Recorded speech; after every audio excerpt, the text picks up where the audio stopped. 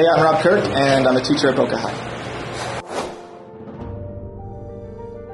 So I definitely would say I struggled with anxiety when I was in middle school and high school. Specifically, I would get really nervous if, I was wanting to possibly ask somebody out on a date. I would tell myself all these stories about all of the reasons it could go wrong.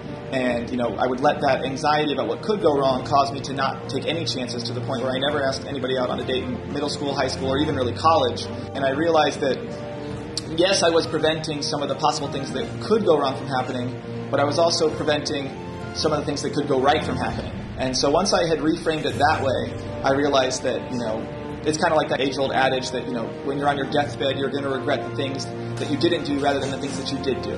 But, even at Boca High, there are times where maybe a lesson isn't going as well as I would like, and even though I know I'm very competent at what I'm teaching, maybe I see a student who is starting to fall asleep, and I start to tell myself a story like, well, I guess this lesson's really not landing, I guess they're really bored, and so then there can be some anxiety there. But I can reframe that anxiety, because I feel like I care about trying to help my students. I care about my content. I think it matters.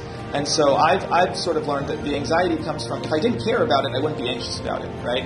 And so if I care about helping students, and if I care about helping them become better readers, thinkers, writers, but also just, I want them to know that I care about them and where they're at in their life, that makes sense that I would feel anxious if I feel like that's not landing. And so I've kind of learned how to handle that anxiety, that I can experience anxiety, I can experience fear of public speaking. Even doing this video is anxiety-inducing. And I know that definitely in my research in psychology, what's always helped me is learning where anxiety, where stress, how it operates in the brain. That a lot of times it's that amygdala, that fear response, where something happens that freaks you out, and you have to go into either fight, flight, or freeze. Today for me, that was like on the way to work. I know I'm going to be late. I forget my daughter's lunch, and I have to go back home and get it, and then I have to drop my other kids off at their school, and now I have to get on I-95, and I know I'm going to be late, so I start telling myself this story of like, oh, it's going to look bad, and I'm going to show up late, students are going to be out in the hallway, and I'm telling myself all these stories, but again, they're coming from a place of like, I want to look competent, I want to look professional, and so, I'm able to realize that that's what's happening, and to get out of that worry cycle, I can tell myself a different story, that I, was being an attentive father to get my kids to school on time, and that I'm juggling a lot of responsibilities like we all are, and that there are times where things aren't going to go right, and I can't change how the morning went, but I can control what's going to happen like later in the day. And I think that's the same for students. If, these first couple of weeks haven't gone the way you wanted, maybe you've missed turning in work in certain classes, and you feel like, there's like this hole that you've been digging because you haven't been turning in your work or you haven't been paying attention in class. And I think the first step is to realize you've been digging a hole, right? And once you realize you've been digging a hole, the idea is like, well, don't just keep digging the hole deeper. Put the shovel down, right? And start climbing out of the hole. And there are a lot of ways to climb out of the hole, Talk to your teacher and ask them if there are, different ways you can turn in some of the missing work.